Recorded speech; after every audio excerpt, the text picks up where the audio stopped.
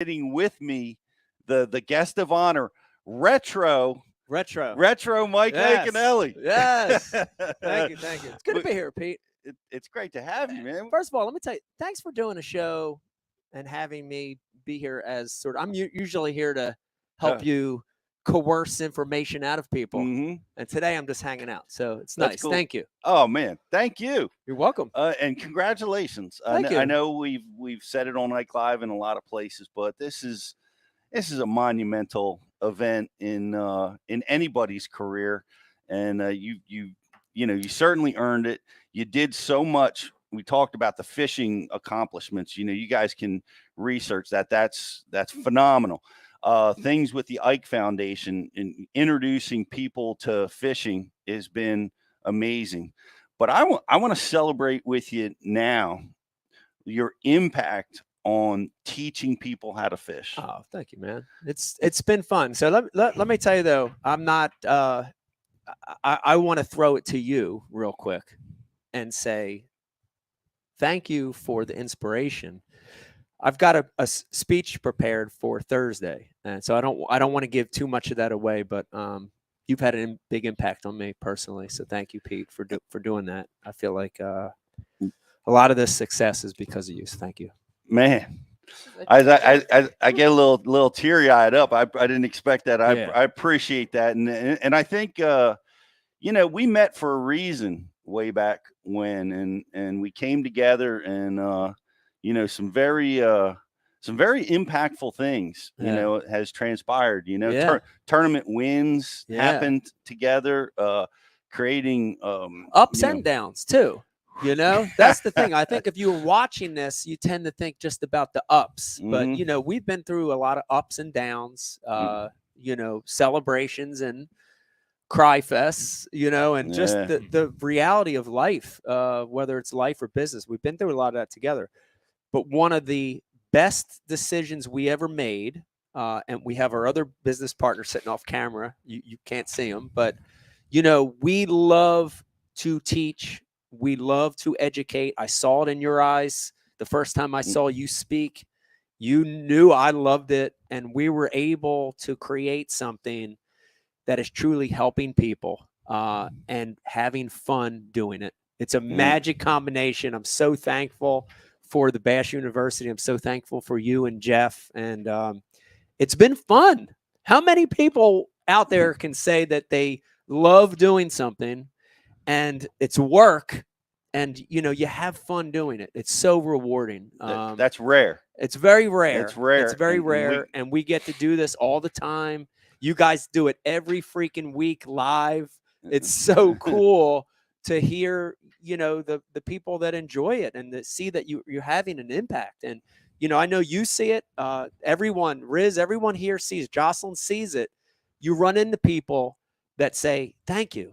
Thank you. I learned this and this helped me here, and this changed my life, and I got back to fishing. And dude, that's the stuff that really matters. Like, I look back at those 35 years and the trophies are cool, but to hear those stories of those people, how you've impacted them through education, man, that's so cool. So thank you guys watching. It's been so freaking fun. And I can't stand it. When we get it everywhere we go, people come up and they stop you and thank you. And that's just, it makes it all worthwhile, and it makes it so rewarding. But you talk about teachers. We are going to bring in a very important teacher. Yes. A very important teacher that was with us since day one. Wow. The beginning. I think you might recognize this guy. What's up? Yo, John. What's up? Yeah. The great John Cruz is oh, with man. Us. John, love looking you, John. very studious. Love you. Miss you. Love you guys. Love you, Mike. Congratulations on the Hall of Fame induction this week, dude. It's going to be huge. I think it was just a coincidence that at the Bassmaster Classic this year, I was present when they told you that you were going to be inducted into the Hall, and I could see the expression and the emotion on your face in person, in real time, and it was pretty awesome. I'll just say that, especially for being there for, rooming together for 10 plus years, whatever it was. And then being friends way longer than that, just to kind of see it for myself and then accumulate with the inductions. That's awesome, man. Happy for you. Thank you. I appreciate it. You being on the show today is making it even more special because, you know, when you have people that you work with and people that you travel with and they're your peers, but they're your friends, good friends, it makes it more special. So it's great to have you on the show, John. Absolutely, man. I appreciate it. And, you know, y'all are talking in the opening about the ups and the downs. We've been through it. We've been through it together. I mean, you were there, me and you and Ish were at Ish's house, and you were in the top 10 when I won my first Bassmaster Elite Series event. And I'll never forget when I think you weighed in. I think I was like third or fourth going into the last day, and then you weighed in like 1 or 2 ahead of me, and you came and gave me a big hug, and you were like, "You got this." Yeah, that's exactly what you said. And that was such a cool moment. That was such a cool moment. That's on the Delta, right? That was on the California Delta. Yes. Two East Coast guys going to the California Delta and having good tournaments. You know? Nice. And then you know, flipping it back on you, you know, it was just awesome.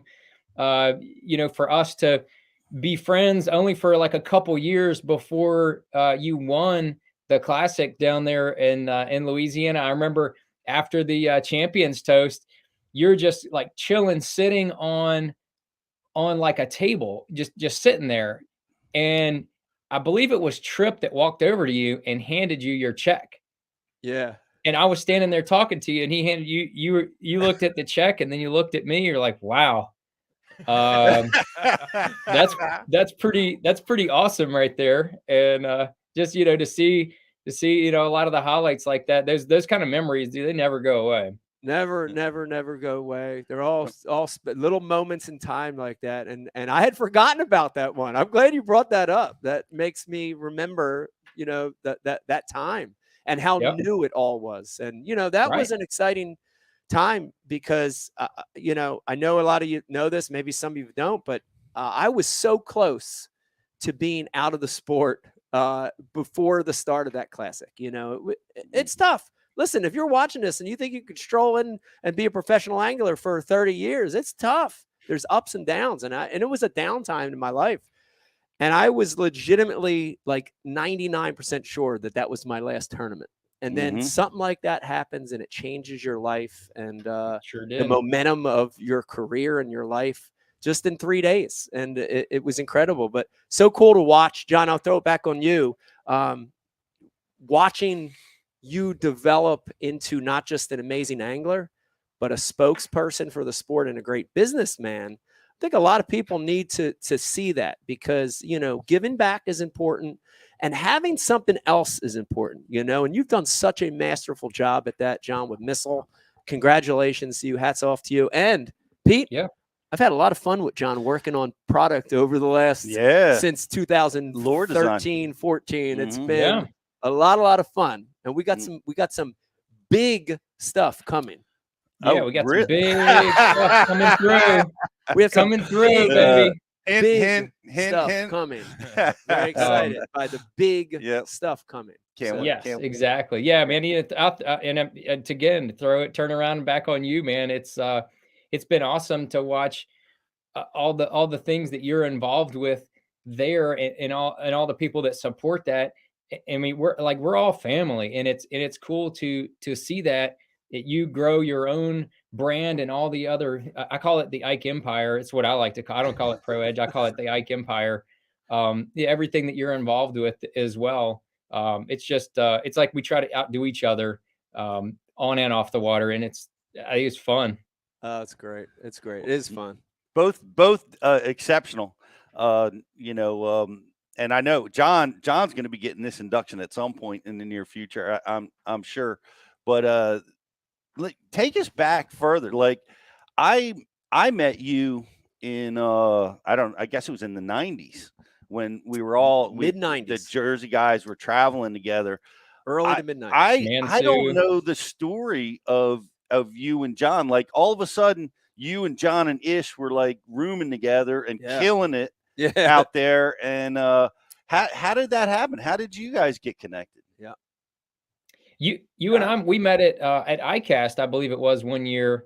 It was in Vegas. We were just, you know, two young guys trying to make a name for ourselves. I was, you know, behind you or a few years ahead of me. You'd already made some classics and things. And we just met one night, and I think we went and shot pool at some place there in Vegas. And we shot a bunch of games of pool and had some beers and just kind of got to know each other. And it was just like, we just clicked immediately. Yeah. And then, there was and then what? I said there was an automatic connection. I can tell you that. Like when you meet somebody, you kind of know, you can, you know, I can feel sort of this energy, and there was an instant energy between us. So, you know, it was sort of right around the time too, Pete, because I had traveled with you forever. And it was right around the time when, Pete, you were started going in a different direction with FLW and, you know, that whole story.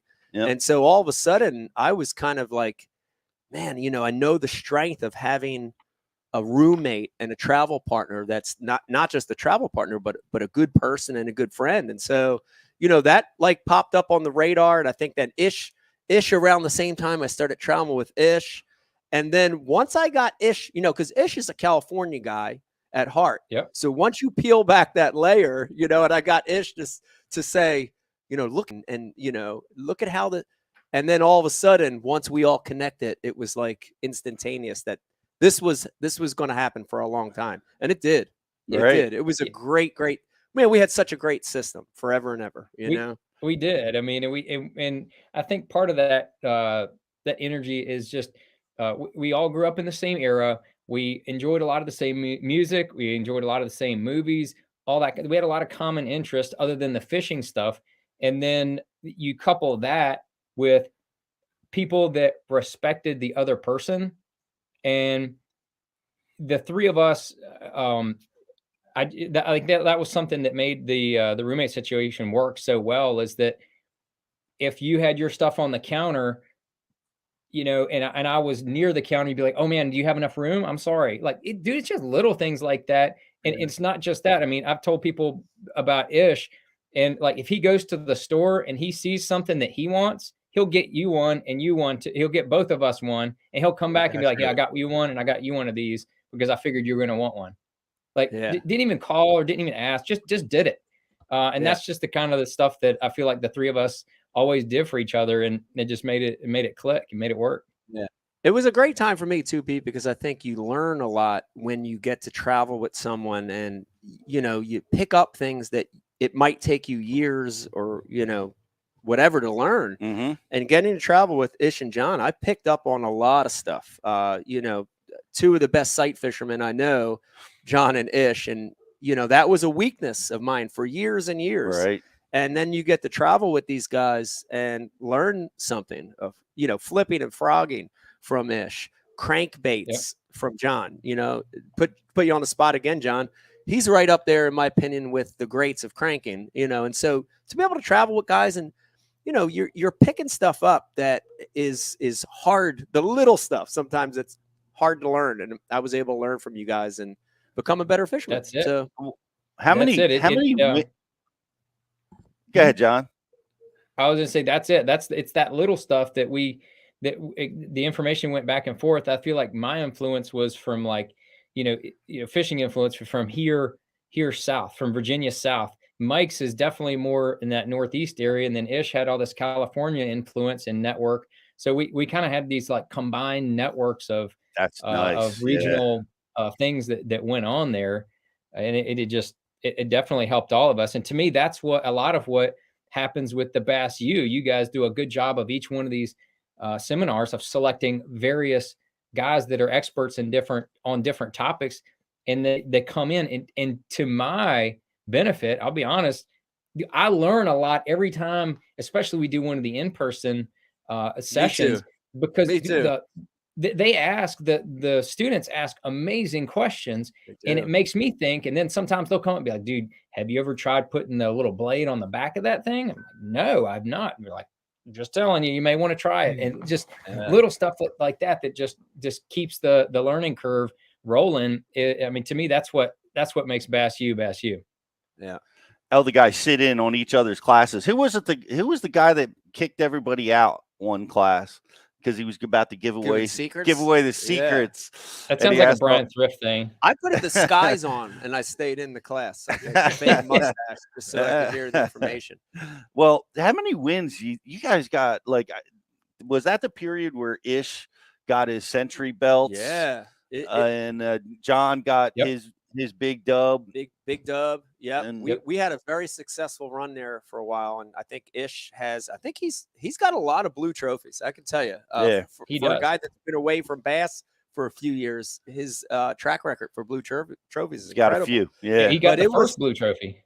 Yes, the first blue trophy. It was an incredible time period, you know, that you hit Amistad at its peak, Falcon at its peak. Yeah, some just amazing fisheries, South Texas, just a great time, man, just a really fun time.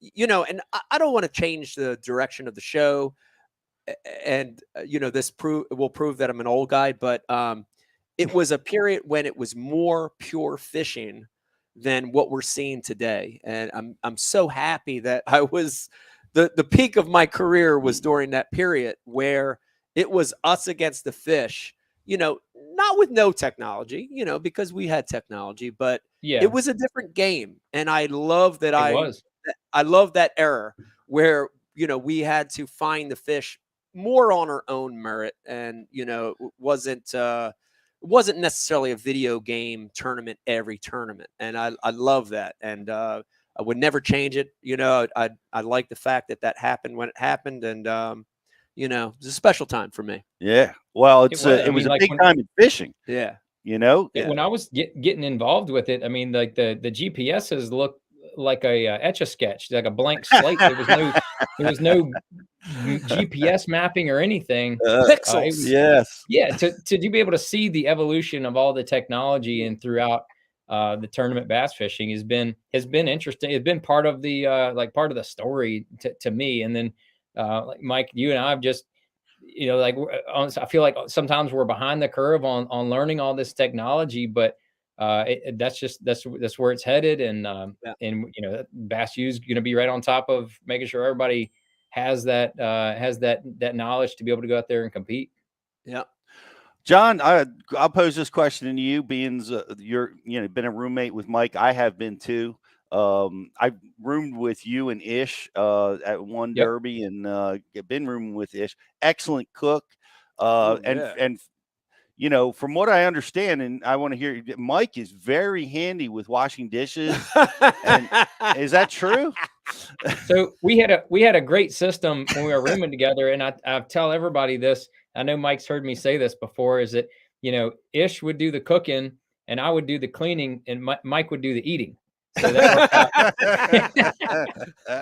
no, but seriously, I would clean like for a couple of nights, and then I would just tell Mike, hey, can you get the dishes tonight? And without fail, you never once batted an eye, and you'd be like, yep, got it. And you would knock it out, and it worked just fine, you know? Yeah. I was going to say, it's good to have as many wives as you can. And Ish and John were like my other wives on tour. Road wives. Which is really good. But I can tell you, you know, those experiences of the highs and the lows, we've had so many of those. There's some funny ones. There's some not so funny ones. But it always felt, you know, like the safety net was there. And, you know, whether you had a good tournament or a bad tournament, you know, you had a family there to you know, traveling with you. And that was always nice, you know. So even the low moments felt better because, you know, we had each other there for support mentally. And, you know, it was an amazing time, man. I wouldn't change anything, you know. It was awesome. You know, I just remember so many different stories, and it just tells you, you know, like sometimes you have like little wake up calls on what's going on. And it'd been me and Ish had like a tough run for like about a year and a half, where Ish and I, we just couldn't get in the groove fishing wise. And you were fishing pretty good, Mike. And I think we were rooming together. We were up at Lake Oneida, and it was towards the end of the season. And we were doing practice. I think it was like preparing for the tournament. And I just never forget this conversation. And this is kind of things, it just hit me like a brick in the head when it happened. And Ish and I were having this long, in-depth conversation about Bassmaster and the state of tournament fishing and all this stuff that really we had zero control over. and we were just in this big in-depth conversation. And Mike you were getting your tackle ready, and you were trying to get hooks for a popper because you thought they were going to be eating a popper, smallmouth like a popper, especially on Oneida, on some of the grass lines. And you were like, hey, excuse me 1 second, John. Do you have any number 5 treble hooks? Because that's what I want to put on the front of my chug bug. And it just, I don't know why it hit me. And I was like, yeah, I got them right here. And so I gave you a couple of hooks. You're like, okay, cool. Thanks. He's like, and you were like, okay, sorry to interrupt. And it hit me because I was like, man, we're talking about all this other stuff that has nothing to do with what we're doing here at Oneida. And all you were focused on was making sure you had the right hook on your chug bug so that you could catch the fish on Oneida. That's all you cared about and you focused on, and you did not participate like 2 words into the conversation that Ish and I were having. And like that, I don't know, it woke me up. Yeah. And I ended up having a top 10 in that event, and ended up kind of turning it around. And I think I made like the next 2 or 3 or 4 classics or something like after that. It just, it's awesome. It let me know, dude, this other stuff doesn't matter. Just all you got to focus on is the fish, and everything else will work itself out. Yeah, I'd agree with that. That's great advice. And John, I want to ask you this question, and because Mike is very passionate, right? Very high energy. And I remember the Thousand Islands tournament most recently that we roomed together, where you're requalifying for the elites, was hanging in the balance. Very stressful. And he was in after before the tournament, and then after day 1 of the tournament, he had dropped out of qualifying by a couple points out, and needed a bigger bag than he caught, which is hard. You got 20 pounds isn't enough there, It's not. And you got to find, and there was a lot of high anxiety. And inside of our Airbnb house, I could hear doors being removed from their hinges, and a lot of other interesting dialogue going on. All of our roommates were piling out to me because I was outside at the time, wondering what was happening, and looking to me for answers. And I just advise them, it will pass. The storm will pass. This too shall pass. Just grab a coffee, here, re-spool a rod for me, and it'll all be over in a minute. Did you and Ish, did you experience any of this type of action? Yeah. I may or may not have participated in some of myself, but just 2 quick ones. I know that I remember one. I don't know even where it was, but I remember there was wood paneling in the house that we were staying. It was me, you, and Ish, and Uncle Don. And Uncle Don was sitting on the couch. Ish was sitting on the couch, and you were trying to do something with your rod. And then you realized that one of the guides was broken, and so that immediately made that rod dispensable. So the rod got beaten into 100 pieces against the wall, and when you were done, I looked over at Ish, and he was just sitting there eating his food. And I looked at Uncle Don, and Uncle Don was just sitting there because he was done eating. He looked over at me and was like, that's all I got from Don. And then so I looked over at you because nobody else was saying anything, and you turned around. You were like almost out of breath, and you turned around. I was like, "You done?" And you go, "Yeah." And that was it. Like you got it out of your system, because I know what you were going through, because that meant now you have to go all the way back out into your truck, find that exact model rod that you have a backup of, and bring it in, and then restring it. And it was just going to take you an extra 15 minutes to get because that one guide was all jacked up and there was no way to fix it. So I remember that one. That was fun. And I remember the infamous life jacket through the back window of the truck at Gunnersville, I believe it was. Yeah. And I remember it was I'll call it a hard toss into the back of the truck, and the little CO2 cartridge was hanging out. It was a self-inflate vest, right? didn't weigh anything, but that little CO2 cartridge was hanging out, maybe as you slung it, and so it just happened to go wow and hit the window of the back of the truck cap, and then all of a sudden in the parking lot of the boat ramp, there's Mike Iaconelli breaking glass. Yeah. It was a pivotal moment because from there on, I've never ordered a truck cap that had windows on the side. If you look at all my truck caps, and you seriously go back and look, just eliminate that as an option. Hearst, what they call Hearst sides, which are solid sides, and it was all because of that, you know. So yeah, that's so funny. Yeah, dude, why?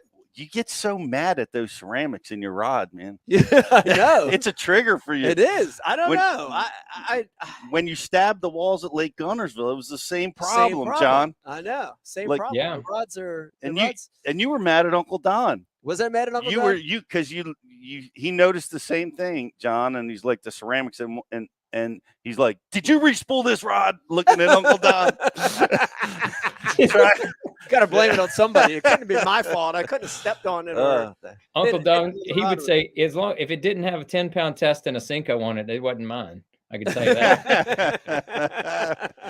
Oh my goodness! Now listen, for everybody watching and listening, I don't advise this system to anyone. It has worked for me over the years because I let it out, I get rid of it, and I'm able to go all my life. But be calmer in your life if you're watching this. Use Zen, use yoga. Just take a deep breath. Don't do any of the stuff that I do. It's really bad. Yeah, they got the CBD gummies now. I mean, maybe that'll help people. Yeah, there you go. That's an option. Gummies, yeah. John, I thank you so much for hanging out with us and making some time. And, well, I appreciate you guys having me on. I enjoy rehashing some of the fun stories, and then there was a number of stories that we couldn't tell in public, which we can discuss at another time, Mike, and have some and Pete and have some fun over a couple beverages or something. But just to remind everybody watching. The Hall of Fame also has a big auction with a ton of really cool items going on right now. A bunch of anglers' jerseys, cool fishing trip. You can fish with Ben Milliken, Bill Dance, if you have enough money. And there's a Aaron Lewis stained signed guitar that's up there. Wow. All kind of cool stuff. If people want to go check that out, I guess you just type in Bass Fishing Hall of Fame and you'll see the auction there. But it's it's all associated with you being inducted later this week. Wow, that's awesome. Excellent. Excellent. Well, thanks again, John. We wish you the best in the upcoming Elite season, and we'll be watching, and we'll catch up with you real soon. Appreciate it. Yeah, we'll see you on the Bass U circuit here soon, Pete. I'll see you next week, right, Pete? Where's next week? At the summit? Oh yeah, the ASA summit. Yeah, buddy. Absolutely. They got me running all over, John. I can't keep up. But that's right. Yes, I'm your calendar as well, Pete. I got you.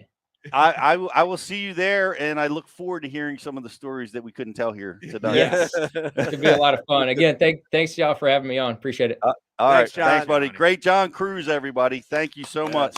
Yes. That was awesome. That was awesome. Yeah, thinking about some of those moments, reliving them is, like I said, even the down moments. It's been. I wouldn't change anything. I wouldn't go back and change anything. But I did want to, you mentioned the jersey. I did want to mention I've got some special throwback gear on. Of course, the hat, if you look, is the New Jersey Federation.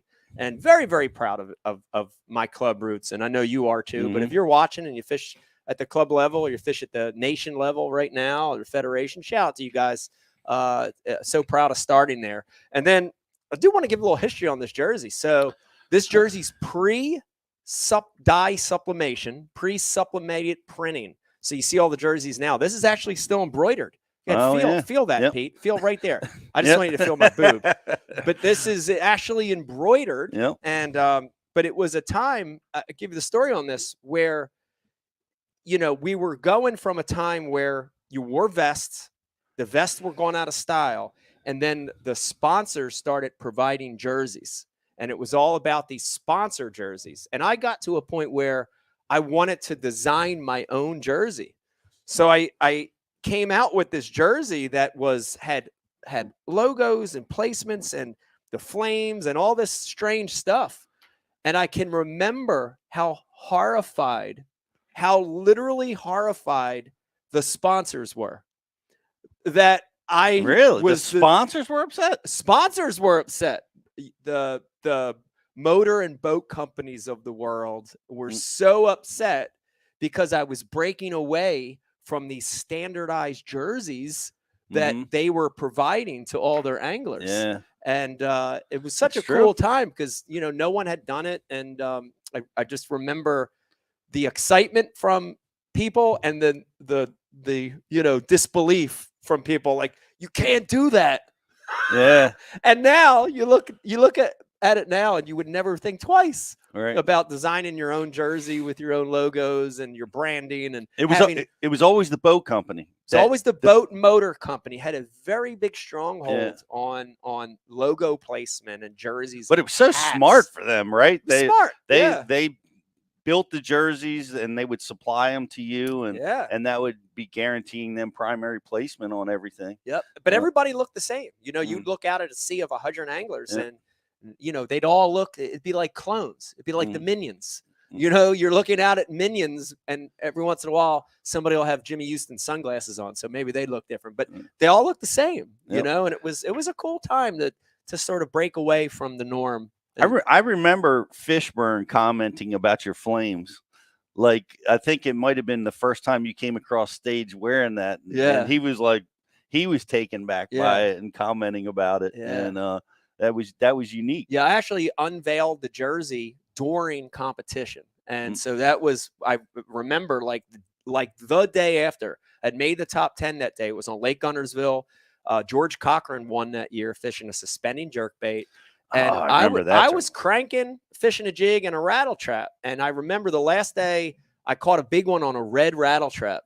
And it was cold. It was a February tournament, if you remember, late February.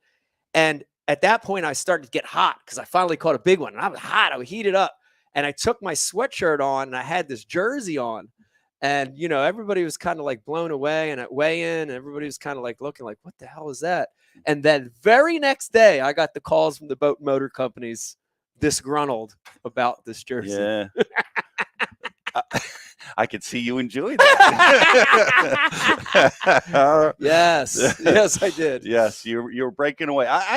One of the things that you changed, and you talked about your own personality, you know, and bringing it out and changing the clothing. But when we were wearing khakis, that was a change. Yeah, that was trying to bring the sport out of the weigh-in bass in a coffee can. How right? uncomfortable was the it to Bubba. fish in khakis all day? Honestly, it wasn't. Really?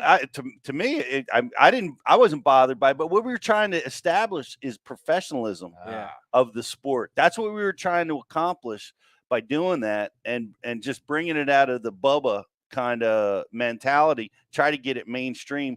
Try to get the non-endemics to be looking at the sport at that time, and we did that for a long time. And then I think, led the charge in really branching it out and individualizing, yourself, your brand out there. And that's obviously huge impact in the sport and back to the Hall of Fame, recognition. That is clearly one of the biggest impacts that you've had on another one of the big impacts, and why this award is so well deserved. But I'm going to take what we're going to do is we have another special guest. Ooh.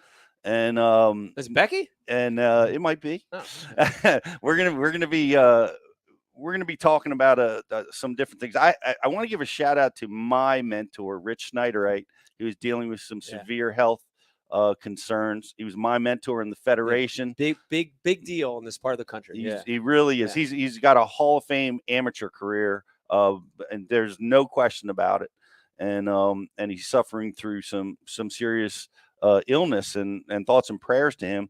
But what I want to transition to one of your very early mentors in the sport, and we want to show you something that I interviewed you 5 or 6 or 7 years ago. Ooh. And we'd like to play a little clip, and then we're going to bring on a special guest. Oh. I see her sitting right over there. My pop in the front of the boat, my uncle captaining in the back, and me in the middle, stuck between these two guys arguing. No, too deep, too shallow. anchor here. Oh, no, you're not time. It was always this process. And it was great. But that one year, you know, something called me to try something different. And I vividly remember it. And my grandfather had this box, man.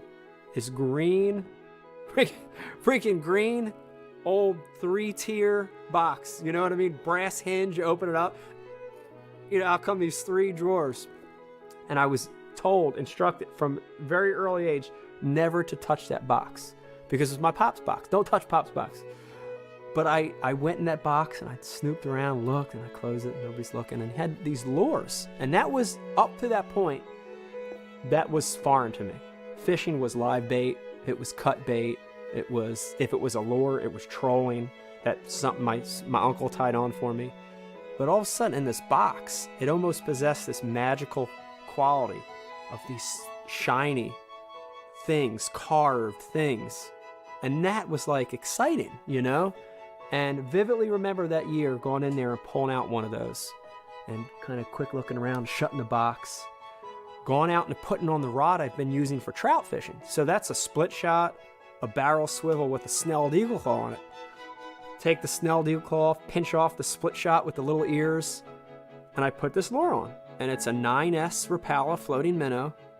No idea what to do with it. Still kind of wondering what's going on, looking behind me, make sure my pop's not there, my uncle's not there.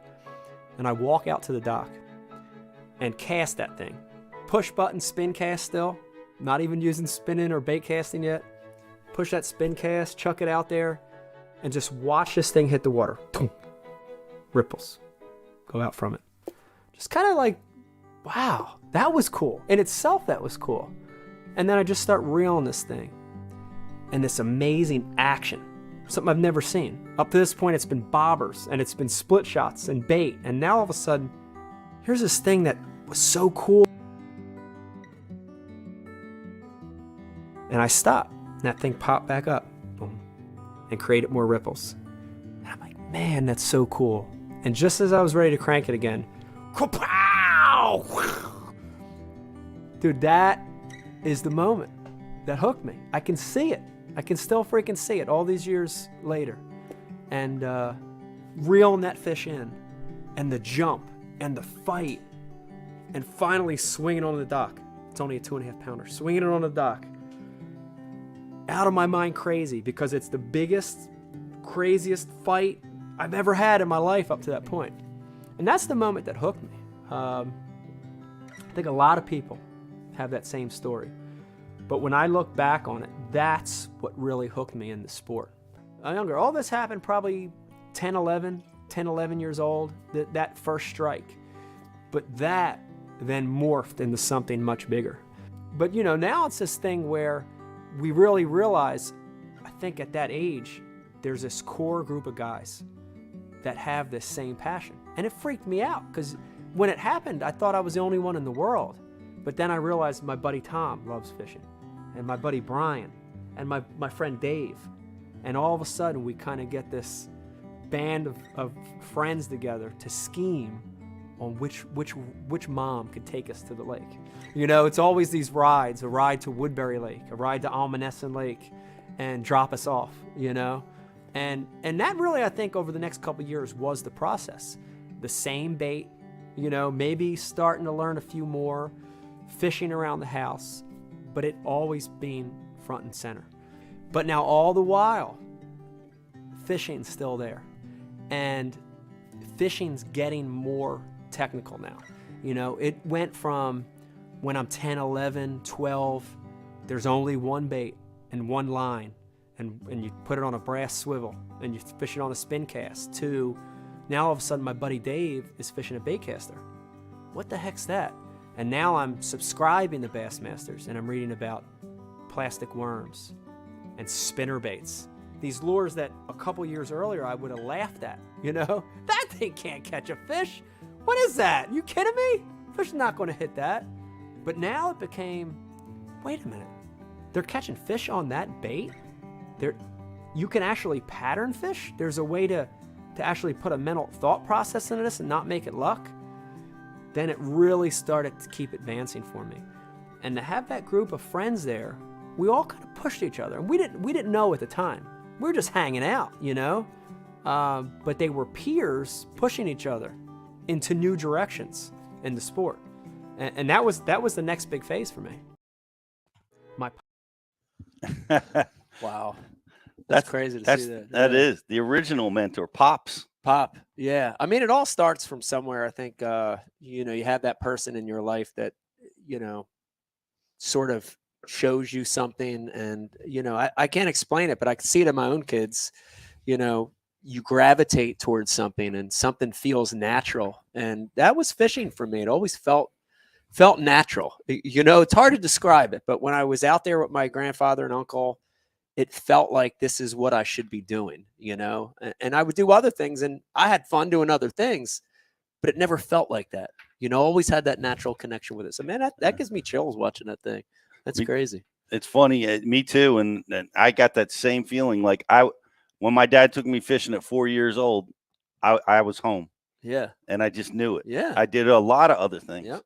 but nothing made me feel at home like that. And, but it's been a wild ride, and we had a great guest on with John, and everybody knows Miss Rebecca. Yo, Beck. It's good. Hi, guys. It's good to have you with us. Thank you.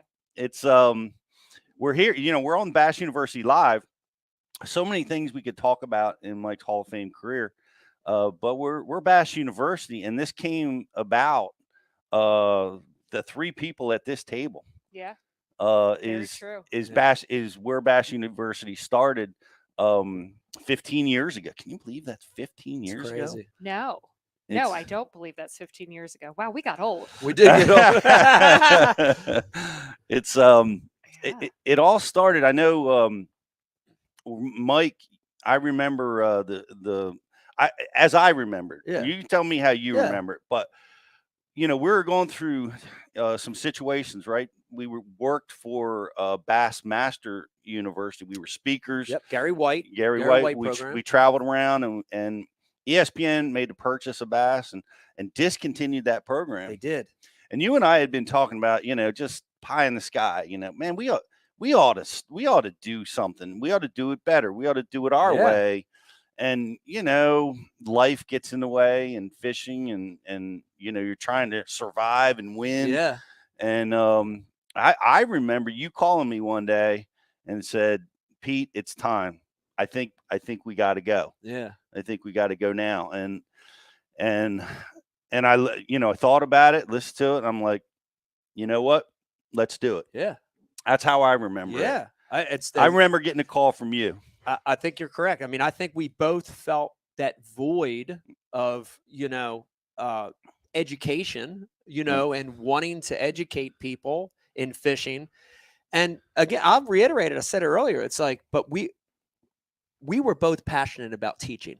And that environment of the early Bassmaster universities was, of all the teaching I had done to that point, it felt right to be in a class and to have students like a college there taking, it just felt so right. And so I think we did have that aha moment where we need to bring this back. The timing's right. There's a hole here. No one's doing it. Let's bring this thing back. And then, flash forward to, we had that idea, but we're pretty good fishermen, and we can educate, we can teach, but we don't know crap about running a business. And then, implementing a new business, getting it up and off the ground. And then we were, working with really smart people, Beck, over the years. I'm not that smart. I just work hard. You're pretty smart. You're pretty smart. But, it was cool to see it develop, into something that it is now, starting with, I remember we're like, man, we're going to have these in-classroom deals all over the country. One day we might get it to where there's 20 a year. Wouldn't that be great? But then, really reaching people, and key things happen. So Becky got involved, and then our amazing behind the scenes guy, Jeff, getting involved and showing us that make this something people, make it like a movie, draw people into this beautiful content. And then I remember that phase taking off to a different direction. And then all of a sudden technology, why hit 100 people in a classroom when we could hit 100,000 at home? And then, it has been a cool process, but we had the original idea, but shout out to Becky and Jeff for really taking this to a different place. And and I'm going to throw all the other BU staff here in the room, I'm going to throw you guys under the bus too. Really taking this thing to a different level and making it a bigger product than it was in our first idea. Yeah, I mean, it just started out as the three of us. This was like pre-internet age, so people didn't have access to all this information and education. So we were just bringing back classroom settings where you guys could educate, you know, but then we had to be fluid. Yeah, but it was interesting because it was just this classroom thing, like one and done. 2 days, cool. Hope you liked it. And then the moment that Jeff put his spin on it and archive these things, like this is gold. You can't capture a seminar like this from a great and not archive this, and then to do it in a beautiful way, not just a crappy camera sitting there, but to archive this in a beautiful way. That's really when the business went to the next level. And we tried to do it with the crappy way. We did. We didn't know any better. We didn't know any better until Jeff came along. Then we knew better. We stuck that camera in the back, put a boom mic or something out there, and turned the on button on, and that's it. Yeah. That was our production, and we tried to do something with that. And I remember sending the tapes over to Jeff. And him just sending them back. Yeah, he was laughing. No, what is this junk? What is this junk? It was like our home video camera. We're like, But here's the thing, too. I want to say especially to our hardcore subscribers and fans that are watching, like, you could have the best business in the world and the best content, and you could be legitimately passionate about it, like we are. But until people accept it and like enjoy it and say, yes, this is good, that is just as big of part of the business as us. So thank you to our subscribers, man, because that to me is the sign of something that's you're doing a good job when people accept it and they keep watching and they keep tuning in and they subscribe and they we're doing good things, and thank you guys for watching and thank you and saying that and guys are winning tournaments. Guys are making classics from the lessons that they're learning with us and taking it. Guys that are having a hard time being consistent in fishing are now going out with confidence. And that's a huge thing and a huge impact, and we take the weight of that very seriously and deliver the best content that we possibly can to teach. But it all started, Beck. Do you remember back in the beginning, G Kim, big shout out to G. G was who's a marketing guru who always seems to have a little bit of touch on Bass University. She's helped and advised us throughout the whole period, but especially impactful in the early part. Like how do you roll out a new product? I don't know. Do you know? Do you know? Yeah, I remember our very first seminar was in Runnymede, New Jersey. Yeah, Runnymede. And we just got Exit 3. A ballroom at a Days Inn or something. Yeah. Shout out to Exit 3, New Jersey Turnpike. And off we went. And it was house. Huge. It was packed. Packed house. And I remember you and G, buzzing around, handling the registration process. I was glad handing all the people in line. We didn't know anything about events management. Now we have professional events management right here. Now we have real people. We just were like, we can do this. We were winging it. We can get a sign at Staples and put it in the middle of the lobby, and here we go. We had T-shirts that we had made.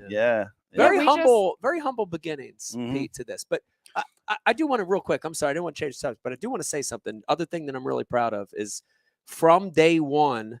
I think as a viewer of this, you look at it and it's just very consumable and you see it as what it is. But we always wanted to take care of the anglers, the speakers themselves. And I just want to take a second and say I'm very, very proud that we've done that all the way to now, that, we've never abused the speakers. And that has happened in the sport of professional fishing over the years, unfortunately. But we wanted to not just provide the best fishing information out there, but we wanted to provide a venue for our guys to make money and to show their craft, right? To show why they're the best out there. And I'm so proud that we've done that. Like I am very, very proud that we have this list of names that we have, and we paid these guys what they're worth to give that information. I'm very proud of that. Very proud of that. You're right. I remember having those discussions early on because it's very hard to make a living in this sport.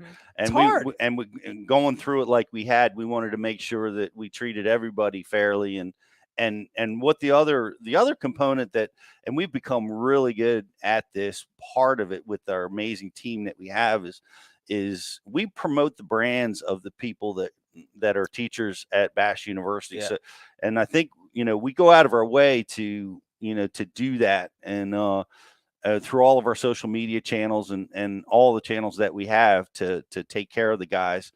And it's great because we have guys. One of the guys who I love that we worked with last year, he just sticks out, is Jay Shakurit. I'll give you $5 if you can spell his name. I couldn't say it, let alone spell it. I internally say it to myself, but I don't try to. We should all be able to say it because is that Polish? Should we all be able to say that? It's Shakurit. Yeah, Shakurit. That's why you can say it. Yeah, I guess so. But us Italian, he was confused. He was thrilled to be part of Bash U, grabbed a Bash U sticker and put it on his boat to be, just proud to be a Bash University instructor. That's awesome. And we see that a lot in our guys, and it's been a great ride. I remember I wrote down Dave Wolak was one of our first speakers.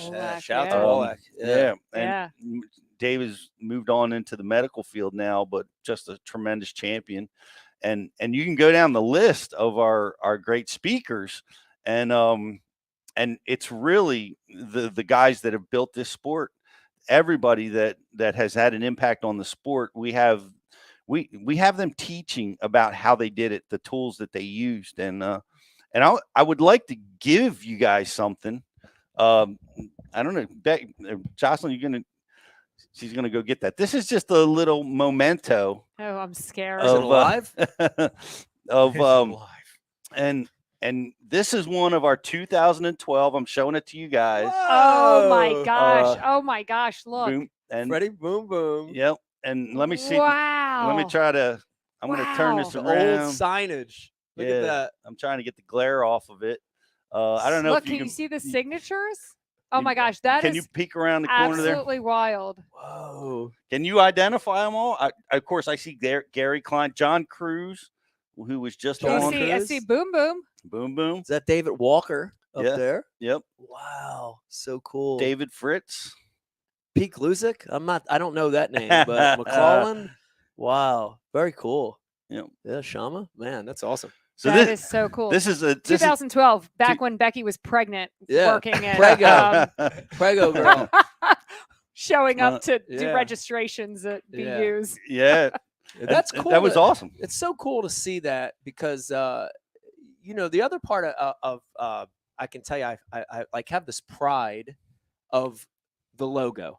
Now I know that sounds silly, but like I look at that logo, which our logos went through some transformations and everything. Yeah. But, when you think about that first event in Philly, it was just a concept. There was no logo. Mm-hmm. There was no brand. It wasn't a thing. And then all these years later, you can look at our logos up until now, and you look at people see that logo, and yes, that's the Bash University. Well, I think it's a thing. I think the brand is recognizable now, but we were smart enough, thanks to G, to actually have a logo at the very beginning. Because that was one thing that she reiterated. She said you have to have a visual that people will slowly, they will always associate. And there's been different iterations. Yeah. But and this One is John McGraw. Yeah, shout out to John McGraw. Yeah. Shout out to James the original. Riley. Shout out to James the husband of G. So we got free work. And it was awesome. What about taping? Taping? No. Free work. Sorry. Well, it was great. Now James built this wonderful logo. Now we even have the friendship bands. Everything.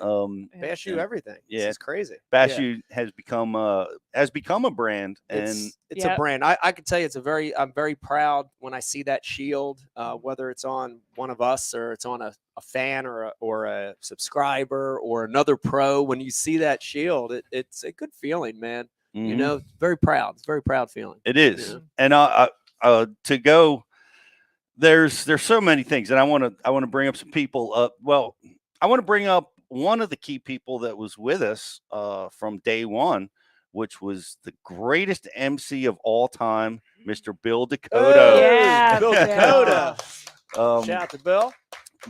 Bill was awesome. Bill brought the energy. Yeah, Bill's my goodness. energy is always upbeat, positive. I mean, after long days, like we were dragging, speakers were dragging, the students were dragging. Not Bill. Not Bill. Yeah. Not Bill. Because you think about it, like it really is. Our classrooms are like a college, right? So, you know, things could start flat. You know, people are coming in from all over the country. Sometimes you're intimidated when you're thrust into a room. And he had this ability to lighten people up and make people laugh. And then after his energy, you would see people raising their hand. And it was he did such a good job for us. And such an amazing promoter of the Bass University. Still. And you know, now Jocelyn is amazing with customer service. Bill was amazing too. Like he could take an angry customer and get that customer smiling and happy. Just in no time, and he was because really he's one good of those at people you can't yell at. Like you just he's you too nice. Bill. Like you gotta couldn't. love him. You can't be mad at him. No. But It's he reminded me of one of his memories. Was in Nashville, Tennessee, when we blew the doors off the place down there with a giant crowd, and Tony Bean came in, and just one of our very first Bass Shoes. It was probably our second icon or third right there. events. And Tony Bean, the great smallmouth angler, came in and amazing. autographed some books for us. And you know, we had a good time. We had a good time like that. And we had fun. The dinners were always notable at the Bass universities throughout the years. They were very glamorous. Nobody got fed pizza. Everyone was eating steaks. It hurt the bottom line a little bit. Jocelyn will never let us get away with that. No, not now, but I don't regret Jocelyn tried to scale it back at some point, and Ish showed up, and he was like, I eat steak. It was pizza. I said, we're ordering pizza. No, we're not. Pizza with steak on it. Steak pizza. Life's too short. Eat the steak. There's Jocelyn's going to kill me. I was never known for this, but there was a lot of drinks going around at those dinners, you know. Yeah, all you drank was coffee. That's it. It's just coffee. And to get on the airplane too. That was always rough. That's where that all started. Is just trying to get on that darn airplane, man. Does anybody else get scared of being on that airplane? Pete is petrified. So if anyone has hypnosis for Petrified him, Pete, he could use it. I do not like. There's a new one. Add that to the list, Riz. Petrified Pete. Petrified Pete. So go and add to the list. Frozen in time. Yeah, frozen in time. Yeah. Well, I remember, I remember being down in Florida. I remember being, honestly, when we first started this, a lot of intimidation by me, in particular, dealing with the speakers. You know, because these were guys I looked up to. There, Pete. You know, you're dealing with that, right? You know, having to call the greatest anglers on the planet and it's strange, and deal with them on a regular basis. That's a tough job, Riz. Though, because of the way that you guys set it up from day one, as far as paying these guys what they're worth, and especially a lot of times in January and February, like guys that are, you know, just breaking into the sport, those are hard months, you know, like getting a check from us during that time, that might be their mortgage. That might be a truck payment, you know? And so thank you to you guys, because you paved the way for you to do it, Pete, and then, you know, other people to do it. And then eventually Justin to do it. And then for me to do it, it really is nice to know that for the most part, when you call these guys, they answer and they want to work for the Bass University because of what it's been for so long. Yeah. So. Yeah. I remember at the beginning, it was so different. So everything was very much handshake, before we started the Bass University. And so when we started, we said, no, we're going to have a contract in place and we'll agree on the pay. We'll agree on, all the terms and what we're covering, the hotel, like everything. And that one sheet contract, nothing crazy, but contractually, this is how this is going to work. It was so different from what had been done in the past, and I mentioned it, but, there was this trend in the sport where, sponsors would send you to a show, and they'd send you to a show. The show promoter would work you like a dog, would use your name and image to bring money to the door, right? To increase the ticket count.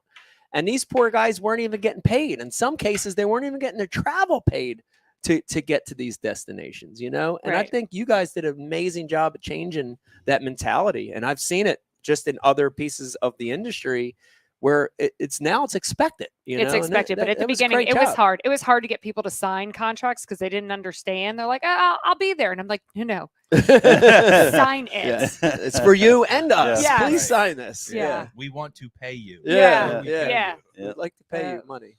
That's awesome. We have funny stories, though, of like pickups. Where was Mike left? Didn't get picked up from the airport. I don't think we ever did that to the speakers, but it was always interesting, wasn't it? It was. I mean, you'd have to leave your phone on, and I remember we're passed out. I remember one time it was you, I guess.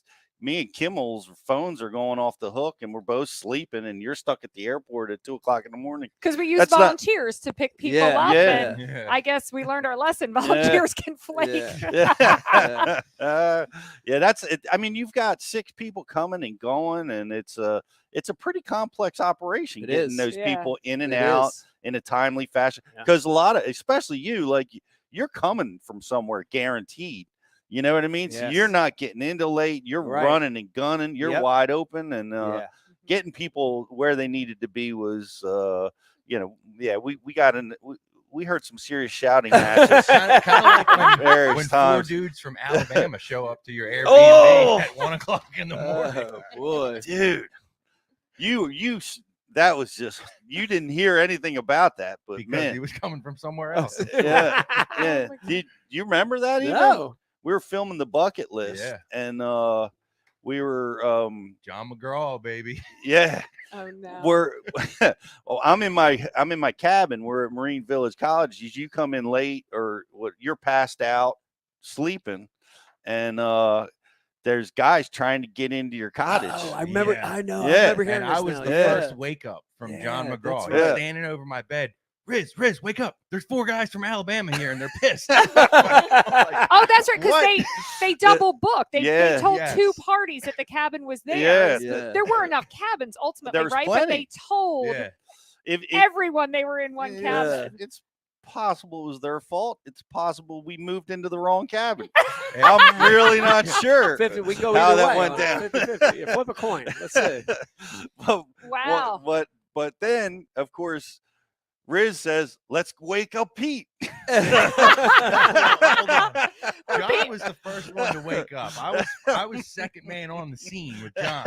So I took stand in front of Mike's door. I was like, "This door's not getting open. It's not getting waking up. Ain't happening." I was like, "John, it's hard to wake me up." It is very hard to wake Mike up. Hard to wake me up. But those guys, it was hard to wake Pete up too because he was on Advil PM. I did, dude. We got to shoot the next day. I got to sleep. I got to go down. So I took a PM and I'm out, man. My eyes are like not even open, and I'm like, is this a dream? But wait, I gotta negotiate with Alabama guys in New York. Boy. What the hell's going on? But why was Pete woken up? Like he was the heavy? Like what was the thought process? Because Pete's the dean. The dean makes all the decisions. He's the dean of the university. Me and John didn't know anything about the booking or what room we're supposed to be in. I was there as a camera. You were the knowledgeable one. I didn't know if you were the heavy or you were actually the knower. I was the heavy. Muscles, intimidation with the bicep. he ended up being like the moderator. He told a few stories, Yeah. lightened up the room, you know, yeah. and then somehow we were Build a and, Dakota and then you style. all moved in together and snuggled. Like, what happened? What was the Those outcome? I guys, think we sent well, the Alabama guys to another cabin. once they saw me and they knew it was Bass University, they were all of a sudden, calm and and we could talk and we got a hold of the owners and they got them another cabin and they said, no problem. We'll just move into the other cabin. And it was very, and we sent them hats. We killed them with Build Dakota I love style. it. So Rich and John look like squatters, but once we showed up, they was like, this is a respectable They crew. saw us and me and John are like, no, we're with the Bass University. And they're like, oh. Yeah. And I'm like, no, I heard that guy, crap Mike before. Iaconelli, he's in that room. This is great. But we had a great time. We had a beer with those guys another night, and it was all good. It was a good shoot too. Yeah, That it was a fun it was shoot. an excellent shoot. Some important people. Mike Naughton. Oh yeah. Naughton was the shout out to Mike. best. Yeah, shout out to Mike. Yeah. Yeah, very important part of BU. Yeah. Yep. Wow. How many years was Mike with? So Mike basically helped coordinate on site. So everyone was picked up from the airport until Naughton left. Yeah. Yeah. Yeah, he was really good. Yeah, he was good. He was He super good. he required no sleep, and he could just machine. Yeah, and he could- was calm. Like it could be a crisis, and he was the calmest Yeah, person. very Like calm he never guy. got frazzled. It was amazing. It Yeah. was. Yeah. He did a lot of that, and appreciate you, Mike, and wishing you well. Yeah. And thank you for all the work over Yes, the years. Thank you. Some other people that were really important is Jared Kutchell. Yeah. He was important in that when we were making our transition into a subscription site, Jared was our marketing guy at that time. Young guy with a young mindset. Yeah. That a lot of companies, especially when you have a bunch of old guys like me, you and Jeff, it's good to have young blood in the system, and that was a key part that I of the wasn't business. deep old. Thank you. You're welcome. You get to stay married tonight. And these guys aren't old. Look at them; they're like in their 20s still. So No, but he was the one in the crew who, just coming out of college, had a way better understanding of what was happening digitally and what you could do with a subscription and a business and stuff that we had to learn, but he already knew it. Yeah, and it was an integral part. And I remember how rudimentary our streaming site was, and its home now is much more advanced. But there wasn't anything available to us back then like there is now. Different world. Yeah, it is completely a different world. So thank you, Jared, for that. And JK, Justin Kimmel, who spent a lot of years with us, and JK was very impactful, and really has his fingerprints all over the Bass University program for quite a few years. And if I had to give him props for the main impact, was his ability to pick speakers that were at the cutting edge. Tremendous job. That are at the cutting edge, teaching with technique, and he just did an amazing job with that. Yeah. And I see him now out on the opens. Yeah, cool seeing him pursuing the dream and still repping Bass U. It's super cool. Yeah, appreciate that. Yeah, so there's some very impactful people, and I remember that one of the stories that I think is important to tell our story. And we talked about Jeff, and Jeff's saying that you're filming his garbage people. That was not his only impact. The biggest impact was we were diehard, ready to go right into the DVD business. Yeah, if you remember, I do. Yeah, that's so embarrassing to bring up now, but at the time we were confident. We were very confident. Yeah. DVDs or Blockbuster was still thriving. Yeah. Pam Anderson Laserdisc was still in the top 10. Be kind, please rewind. Yeah. I wonder, yes. Justin, were you around for DVDs? Yeah. Yeah, flea markets. Flea markets for a couple of years. Oh man. But Jeff, who has spent many years working with ESPN, had the foresight to say, look, this is the streaming is the future, and he saw that, and we, after much debate, and we decided to go. It was a tough one. Streaming? What the hell's that? Yeah. That's never going to work. Yeah, right. That'll never be well, successful. let's be honest. We're Northeasterners, so we're incredibly stubborn. So in our minds, we had the best idea. So Jeff had to change our mind. And I can't imagine how many DVDs we'd have in a warehouse somewhere right now. I still have cassettes, I think, laying here. I did cassettes back in the 90s, and I think we still have some cassettes laying around, which is pretty embarrassing too. Me too. We have some 8 tracks. iPhone 3 cases too. Yeah. Oh boy.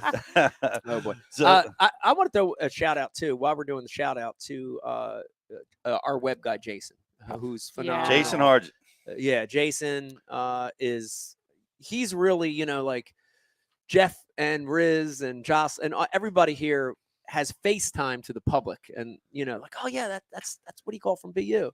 But Jason's a behind the scenes guy, and nobody knows he's there, and he's a very important part of the program. So I'm not sure he exists. I was gonna he say, might not. He might be an AI. He's AI. He might be. I'm not sure. I've never seen his face. AI here. Yeah.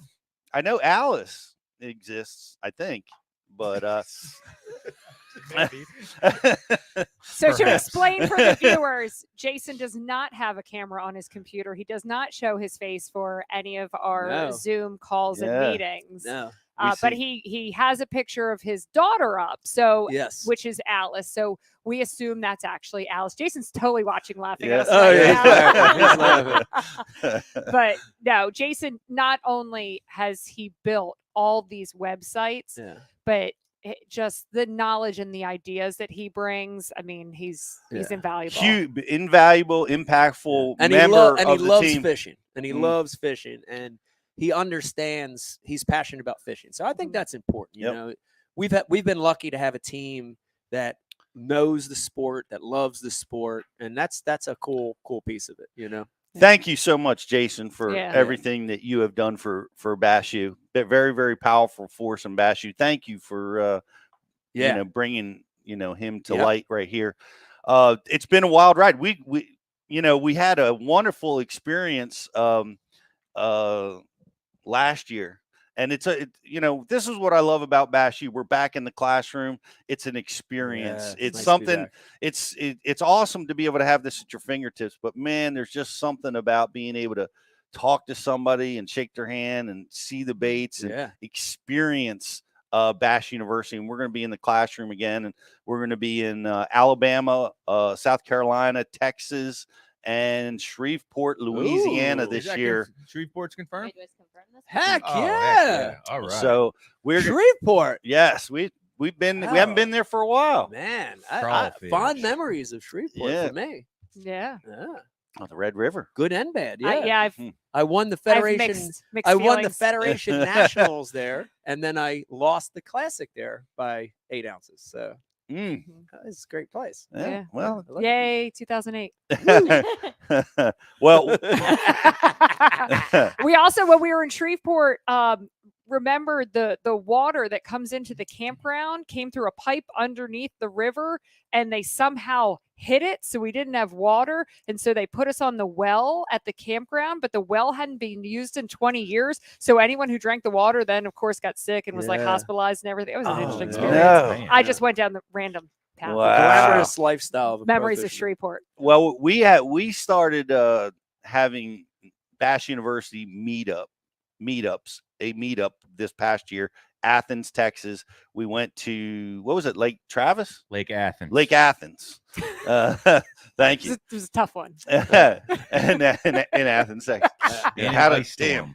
And we had, and of course, the ice storm of the century. We got hit with it in Shreveport at our Bass U not too long ago, maybe 5 years ago. But we invited the Bass University group to come fishing with us on Lake Athens. Very cool. 10 degrees. And it was 10 degrees for the high. Ooh. And the ice storms were coming.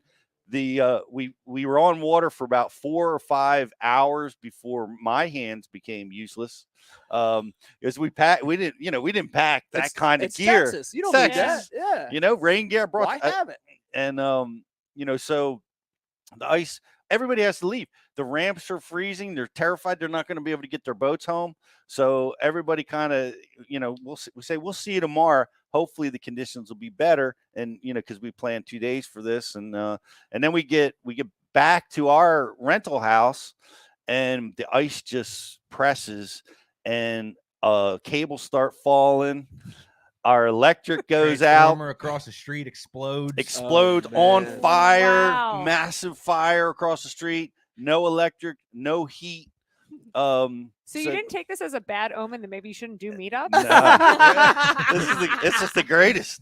I mean, this story Jocelyn, will live. if this happens again, it's a sign. I did get a call. Can we call and find where firewood is so Rich could build a fire? Oh yeah. Yep. We accommodeered firewood from neighboring houses. That's not all we accommodeered. We accommodered Lee Livesey and Jake Latondras. We did that too. They couldn't keep going down the highway. They couldn't get home, so they were filming nearby. Wow. So Jake and Lee and us and stolen firewood in our fireplace and a case of beer, and we that is a Bash U meetup. That was the OG, the Bash U meetup of all time. So, but we're it's quite an experience to be at an event, and we're planning on doing it again at Lake Athens, which I can't remember for some reason. This year, but we'll keep you guys posted, and we look for more of that stuff to come. So much going on. Do we need a commercial break now, Rich? I was going to roll out to it, or if you want to hit it now and kind of wrap things up afterwards, we can do that. Okay, let's hit it now, because I just want to switch gears real quick, because I know, Rich, we wanted to dive into Mike's fishing and how you trained, because Rich had some really key questions, some of which that I saw in person. So let's do a quick commercial break, and we'll come back and we're going to talk to Mike about how in the world do you get to be a Hall of Fame angler. It's impressive. We'll be right back after this. I'm Pete Gluzak, the Dean of the Bass University, and we're excited to partner with Waterwood Baits and showcase their innovative handmade approach to making amazing lures. Hey guys, this is Elite Series Pro Todd Alton here. Just wanted to tell you a little bit about the company Waterwood and their crankbaits and topwaters they're building. They're high quality baits. They're made from a marupa wood that's, grows in the rainforest in Brazil. It's 1.5 in all the Waterwood baits because of the wood will be a staple in my arsenal from here on out. I love it. Spotted bass. It's got the old Waterwood.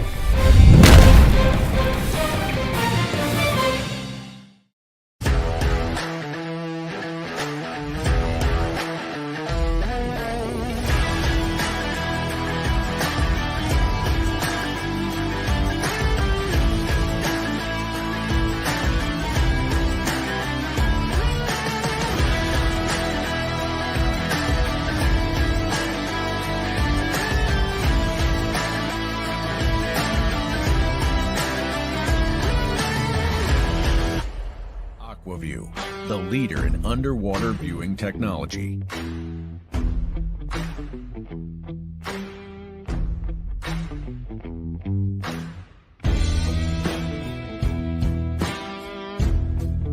Find what you are looking for. Catch more fish. Have more fun. AquaView. Seeing is believing. Why do you love casting fishing rods? I'm truly losing less fish. Is the sensitivity of the rod. That they're made right here in North Carolina in the USA. Strongest, lightest rod, 100% made here in Sanford, North Carolina. From the drop shot rod to the flipping stick. Every rod has a purpose to it, and I rely on them all the time when I'm out there in a tournament. Durability in the John Cruz Worman series, the counterbalancing in the handle. It's the only rod I found that can withstand my hook set. Boom goes the dynamite. On the water, not spent fishing is a moment wasted. That's why Minn Kota and Humminbird have joined forces to bring you the One Boat Network. Products that communicate and integrate to help you take full command of your boat. born from our commitment to making the most advanced fishing gear even better by making it work together. The One Boat Network will help you find, get to, stay on, and catch more fish.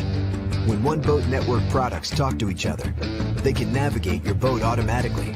They can give you a crystal clear view of what's below with no messy wires. And they can let you lower, raise, and change shallow water anchor modes from anywhere on the boat.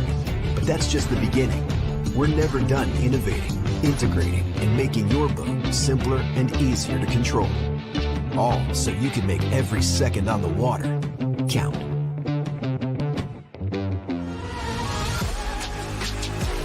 Cortland Line Master Braid, America's premium super braided fishing line.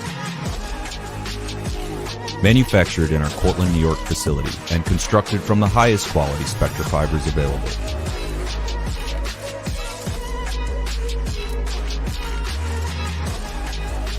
Cortland Line Company, made in America since 1915.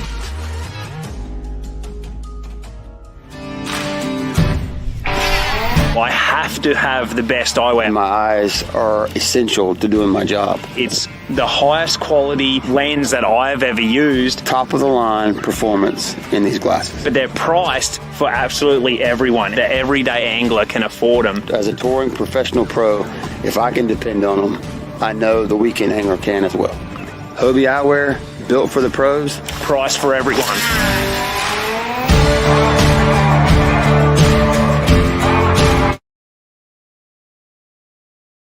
Any bigs? Welcome back to Bass University Live, guys.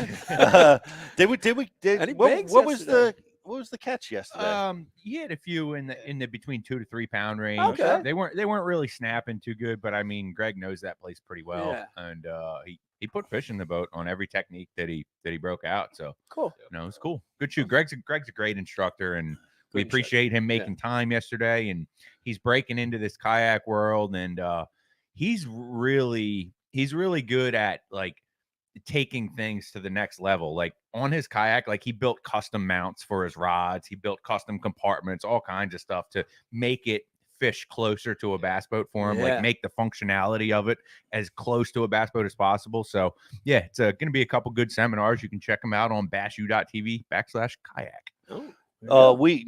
We have kayak content at Bass University, and I just man, the kayak guys in the fall have really been migrating over to Bass University TV, and they're finding us and learning more about us, and great to have you guys with us. But we have Hall of Fame.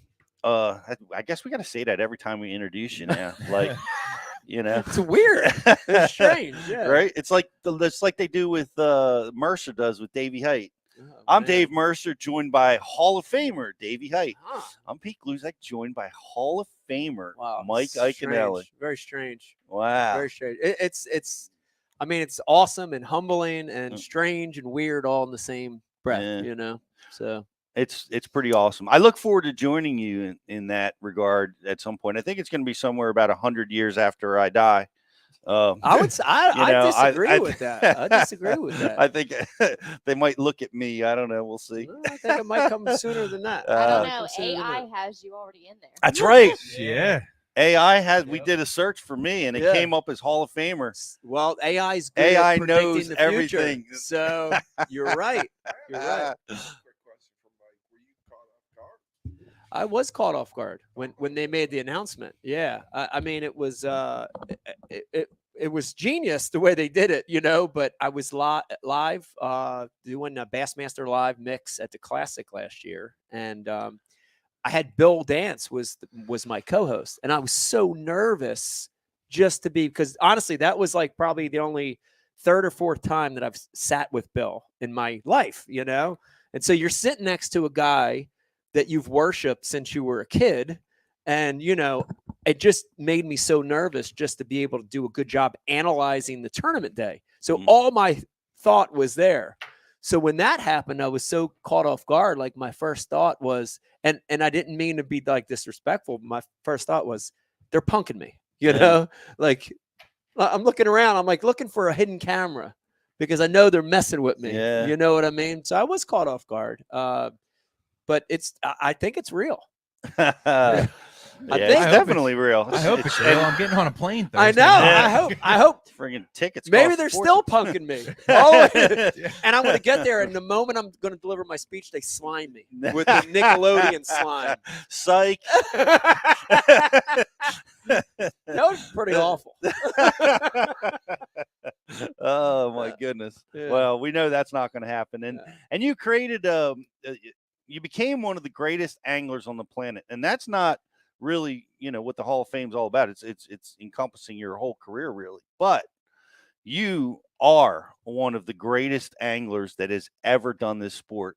Let that sink in. That's a fact. And there's some steps that you took, and Riz and I were talking about it. Like, Riz is at, like, how did he do it? Yeah, right. So like, it gets asked to me a lot by like our subscribers and just people that we meet at events, and they ask about you a lot, Mike. They ask, how did he become such a great angler? Like, what were the first techniques that he used in tournament success? Because like, if somebody didn't watch the 2003 Classic and see how that all went down, and your federation days and all that stuff, that's not really so well documented, and it comes up a lot of like, well, what were his techniques when he first got into professional bass fishing? And I don't know that we've ever really talked about that. And I feel like it's interesting. Like, were there certain things that you kind of rode the back of, in your early days that propelled you to get to where you are now? Yeah. I mean, it's funny because this goes back to one of my early Bass U seminars, and I can still remember, and this may have been even post Bass U. It might have been Gary White's Bassmaster University. I had a seminar that I delivered, and Pete, I don't know if you remember this, but it was called the Success Equation. And this whole theory was based on this premise of taking a strength, something that you love to do and were good at, but backing it up by versatility to equal long-term success, and that, honestly, it wasn't just a seminar. I was delivering what I did, what I'm still doing. And it's not 100%, but it was a system that I used. If I look back at all my wins and a lot of my successful events, dude, I've never blown it out on one thing. Like, I look at like a Lee Livesey or a Jacob Wheeler in modern days where, there's this one thing that they're doing. Mm-hmm. I've never had that. Like, every one of my wins, including the Bassmaster Classic, have been 2 or 3 or 4 baits, and they're always a split between power fishing and finesse fishing, and that, honestly, when I look at that, I think it's just who I am as a fisherman, so I'm not the best ever at fishing, but I'm a grinder, and I'm utilizing this system to pick away at the bass.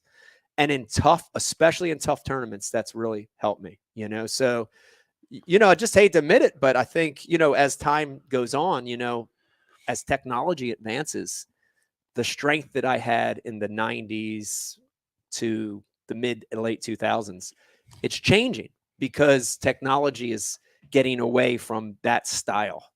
So I'm not saying that it's not, I still use it successfully, but it worked better then than it does in today's environment, I remember a very important bait that I became first aware of you about was a jig. A jig. Yeah. I mean, that particular bait, because you had won a BFL or Federation on Thousand Islands or somewhere, and you went on to do well. I think you may have even won the Federation National with it. Swimming a jig. Yes. But you were using a twin tail grub. Twin tail grub on the back of a jig. Yeah. Was that the manstone jig? Yep. Swimming a jig through suspended trees. Like, jig has always been, so the jig, that power fishing lure, whether it's a jig or ripping a crankbait, has always been that first part of that success equation for me, which is, having a strength lure, the ultimate confidence. And I remember, watching the guys, the Denny's, the Tommy Biffles, the Gary Kleins. I remember watching them in the early 80s and seeing this lure that was so successful at catching fish under all these different conditions, flipping, pitching, swimming. and it always caught a better grade of fish. And I can literally remember seeing it and having not really fished it. And I remember the year I took that lure and would go to Alloway Lake.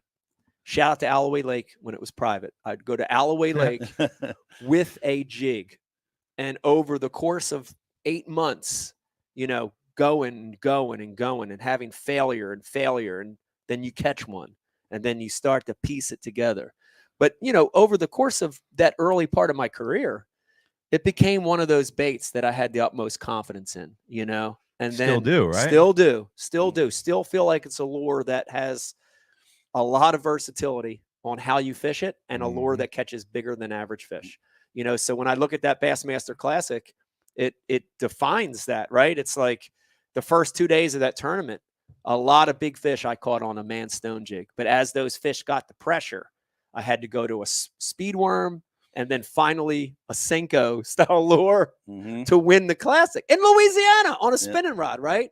But it mirrors that theory that I've used even now. Like, just got back from the Potomac, use that theory. Same theory, right? Caught a lot power fishing. The second day of the tournament, it all went down, and I had to go back to a drop shot, and I caught 4 of my 5 keepers in the last day on a drop shot. On the Potomac River. So that's crazy. It's been a good theory for me. Well, but I remember because the twin tail, swimming tail on the jig to me was, because we were all throwing chunks. We were just getting done with pork rinds. Yeah. Zoom had come out with the plastic chunks, which everybody migrated to. Yep. And here you're using like going the hula grub style, action on this. And I'm like, wow, that's pretty cool, because I'm flipping a chunk, I'm not even I'm not even using a swimming tail. I just remember that being a big part of when I met you. Yeah. That I found unique. One of the things that I also found unique, and some of you guys, I don't know how much you've shared of this, but you probably have, but your preparation for the tournaments was unique to me. Like, we're both college students, and you kind of took your preparation for an event like a college, like you might do a college research paper. Yeah. And you did it with Bass Times, with Bassmasters, and sticky notes, photocopying the originals, creating files for each lake. So, dating myself, but you got to remember pre-Navionics, pre-digital mapping. So paper maps, as many as I could get, whether it was a NOAA chart or a hot spots or a Kingfisher map, paper maps, articles, highlighting, sticky notes, and as time went on, I transferred a lot of this to internet research, but it was a good system for me, because it, the main thing it did was it alleviated the intimidation and the feeling of being overwhelmed. We all know that feeling, right? Of going to a place you've never been, and you launch, right?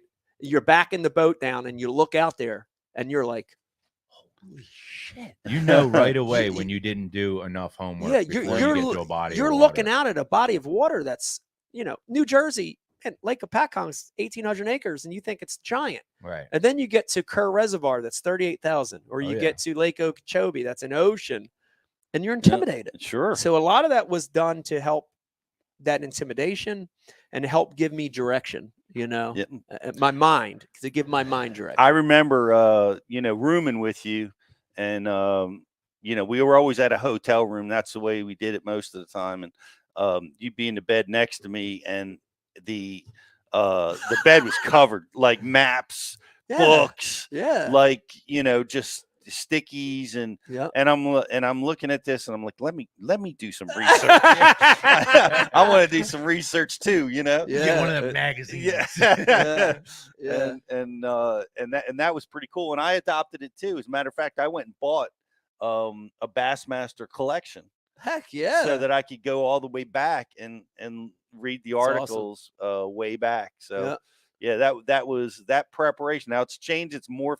A lot of kids are getting it on the internet now. Yeah. A lot of kids. This is interesting. I'm a little jealous that I didn't get to experience that part. Like that era of like no internet. Like you had to do it that way. That era I was. wish I was able to experience. It was such a cool. because I was right at the beginning of the internet. It was such a cool time. Like if you're, and I know you have that personality. If you're a grinder and you're a guy that just wants to get in there and get dirty and work, that was the best era ever, right? Because there wasn't the web thing and the forward-facing sonar and the information, and there weren't 30 guys working together as a team out there practicing. And it was, it was really like get dirty. Like, man, who could push the hardest? Who could practice dark to dark and keep going in the tournament? And that is, you see it now. And I'm just being honest. It's not as successful for me anymore,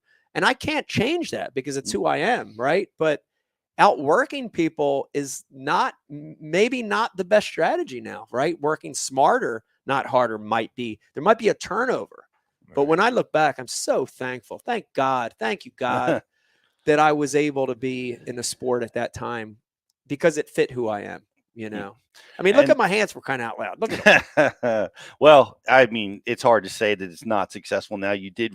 I mean, you requalified for the elites. No, it is when you didn't have to do it, right? Yeah. You did that just 2 years ago. Yeah. So and and you just had some great success again down on the Potomac, where had they not wussed out and canceled the day 3, maybe you would have won that tournament possibly. Yeah. But no, it was interesting to watch you do that. But back to the jig, the kids now, I'm surprised to see some of the kids that are dominating right now are doing it with the jig. Coming back, jig coming back. Yeah, they're not doing it finesse. Yeah. They're doing it pretty awesome with power fishing. Yeah.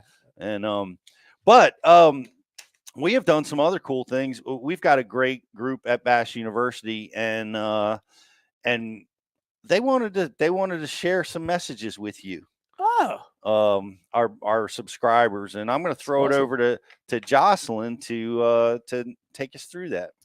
Adam Brister wants to say, congratulations on your Bass Fishing Hall of Fame induction. You have been an inspiration to so many in your career and will continue to be for years to come. You have stayed true to your roots and stood up for the grassroots club level anglers, and your efforts have not gone unnoticed. Thank you for all you have done for the sport of fishing and for your influence and inspirations to anglers like me. Wow. Awesome. Thank you, Adam. Thank you. Thank you. At age 40, I have only been in competitive fishing for 4.5 years. All of us non-boaters so far. Thank you. Congratulations on the Hall of Fame. You have inspired me to grow as an angler with your no-hold-back emotions and your social media / Bass University training tips and videos. With your inspiration, I have been in the race for Co-Angler of the Year in my local club, made Team Ontario last year for the Bass Nation Regionals, and have finished runner-up for the National Championship. Looking forward to your future achievements. Thank you and congrats, Mike Krause from Ontario, Canada. Heck yeah. Thanks, Mike. Thank you, Mike. Congrats to you. This is a subscriber that is always on our live show. His name is Blake Bailey. He said, first off, congratulations. This is such a huge achievement and is so well deserved. I just want to thank you for inspiring me to never give up attitude. From the In the Shop videos and the Bass University seminars, you have always tried to teach us and share some phenomenal lure tinkering tips. You have inspired so many anglers, old and young, to reach for a dream of becoming a professional bass angler, and now you can write your name in the books with the other great legends whom have all left a lasting legacy in the wonderful sport. From the highs and lows of your career, we see that true discipline and perseverance truly prevail, and that if you really want something in life, go and take it. Congratulations, Mr. Iaconelli, and may you continue to inspire more and begin the wonderful pursuit of our little fin friends. Wow. Thank you, Blake. Thank you, Blake. Yes, thank you, Blake. Mike Iaconelli is an icon of the sports fishing world. No other competitor has been more emotional and compelling to follow. It's hard to find fishing interest, but the knowledge he brings and the ability to brush off criticism is unmatched. Other fishermen would have crumbled under the pressure that you took in your early career. All this and the greatest work of the Ike Foundation will bring joy, laughter, and love to generations to come. Congratulations, Mike, on your selection of Hall of Fame. Wow. Thank you Done. for mentioning Ike Foundation, too. Thank you. Eric J said, 2 best things about South Jersey, going down the shore and Mike Iaconelli. That's actually a really good one because like some of my friends' parents that I grew up with, like not my fishing buddies now, but like the dudes I went to high school with, played football with, baseball, all that. And I see them around town now, or like when I'm back visit my grandparents or whatever, and I tell them I work for one of your companies. They're like, oh, Mike. Yeah, the local guy. That's so great. Yeah, how's he doing? Oh, that's awesome. Like, he's doing pretty good. Yeah. That's awesome. That's awesome. That's so cool. It's cool to hear that. And I'll be honest, I'm proud. Like I'm proud to have been from here and to have stayed here. Like it's so cool for me, to just to be a part of this community in New Jersey and even the Northeast as a bigger apart. I'm glad I stayed here. I'll never forget when I came down. I was staying at my grandparents' house, and I came down for breakfast in the morning, and my grandpa had the newspaper out with you right after you had won the classic, and he was like, "Can you believe this guy's from right down the road?" And I'm like, "Oh, shit. That's awesome. That's cool, man." He's one of us. Yeah. Wow. We also have a subscriber of the week, Dennis Blackenship. He said, dude, see attached photo. I am so happy for you and grateful for everything that you've done for the sport. This is an awesome honor. Don't forget that you rubbed smallmouth into my locks and it helped you get there. I did. Shout out to Dennis. I drew him on Lake St. Clair, and you have partners that you draw, and this is back when it wasn't a marshal, it was fishing, co-angler, and you have ones that stand out and like true energy, and you have connection, with your partner, even though we're not as a team, but that was one of the funnest days I've ever had on the water. We had together. So shout out to Dennis. That's great. I do want to give him a shout out because he's been a Bash U subscriber for 13 years. Oh, wow. Yes. That's awesome. That's hardcore, man. Love it. Interviewed Dennis at the classic. Holly. And Holly. And his dog. That was awesome. We have so many. Jocelyn, we're going to send them all to you. Jocelyn, do you have any? I have a couple more. Just keep going. Read one more. Okay. Read one more. We're going to, and Mike, we were overwhelmed. We put a request out to the Bash University group if they would like to offer congratulations, and the email is just that's swamped. That's awesome. With That's people so cool. wishing you well. Thousands. Hundreds. Gary Whitmer wants to say, I just want to send a thought to congratulate Ike on his Hall of Fame induction. I have been a fan of Ike for many years. I live a few miles north of Harrisburg, PA, and I enjoy the many videos he has done for smallmouth in the Susquehanna River. I was so happy to hear that Mike was inducted into the Hall of Fame, but not surprised. You have done so much through you teaching and Ike in the shop videos, but I think the greatest accomplishment is all the hard work and positive things you do for the children, in addition to the many awards and tournaments you have won and been part of. Thank you. One thing I can say is every time I watch a tournament when Ike is fishing, he always keeps me on the edge of my seat. So intense and a competitor. Awesome. That's Congratulations and thank you. Wow. Thank you. Congratulations. Thank you everybody for your thank you. For your great feedback, and it's just awesome to see, and we're all so proud of you. It's just and looking forward to Thursday. I don't know I've never been to one of those events, but really looking forward to that. Me too. I don't know what to expect. I'm looking forward to it. Yeah. It's going to be amazing. I don't think you're going to get slimed. I'd be surprised. I hope not. But we're guys. I know we like and share the feed. If you haven't done that already, we're giving away a Waterwood crankbaits as a prize. If you haven't liked and shared the feed, do it now. We have a grand prize that we're going to be giving away, and a question is going to be asked about something that was discussed on the show. And we have all kinds of stuff I see over there. I see Cortland braid. I see Mike's shaddy. Oh, brand new shaddy over there. That's not even available to the general public yet. Oh, really? Wow. You get it for a Bash U subscription. Where the heck did you get those at? I worked. We have a connection. Wow. We have a connection. And if you have not subscribed to Bash University, do it now. We have a great Hall of Fame Mike Iaconelli pack that includes a shaddy. It includes, what does it include, Josh? It includes a Rapala DT6 Demon. Ike's Inc. The Caribbean good Shad. Good bait. Rapala, VMC hooks, missile bait jig head, a flambeau tackle box, and the shaddy. And the shaddy. Ooh, shaddy. Shout out to Missile Baits. Tickets are JC. on sale for the classrooms as well. Oh, guys. yeah. Already? Yeah, we're putting Wow. we're already putting together the instructor lineups. You can expect some awesome stuff coming your way. We'll have Mike in the room with us. We'll have Brandon Lester back again this year. Nick LeBrun is going to be back in with us again, and a lot more guys as well. So grab your tickets to the classroom seminars. It's going to be a good time. Justin, what's the grand prize question? The grand prize question is, where was the first Bass University seminar? What was the location of that event? Wow. Maybe somebody watching was in attendance. Maybe. That'd be cool. Do you remember? Really cool. Where it was? Yeah. I do remember. Yeah. I remember several of the first events because what we did was we really spread it out geographically. Yeah. Tried to hit different parts of the country. Yeah. Yeah. Right. We really did that to the best of our abilities. And we were talking earlier, Justin, as we're waiting for someone to get that answer. What you noticed something going on about a boat falling off the trailer? Oh yeah. Did you see this, Mike? And I heard about it. Apparently, I think it was Kyle Hall. Yep. Last week, he, sometimes you get in a rush or whatever, and you put the boat on the trailer, and you get to thinking about other stuff. And he pulled out, and on his way to where he was staying, I don't know if he stopped and then went, or if he made a turn, but the boat didn't want to stay on that trailer, and the boat come off the trailer. It was just kind of sitting there on the side of the road, on the side of the road, just kind of hanging out there. And I was like, huh. Full scent the boat right off full the back scent. of the trailer. Yeah. And that was one of those new is it Icons? Yep. So I guess apparently no damage. Got it back on the trailer and he's good to go. So that boat might be good. Fish the tournament. Yeah, fish the rest of the tournament. I had a similar experience just the other day.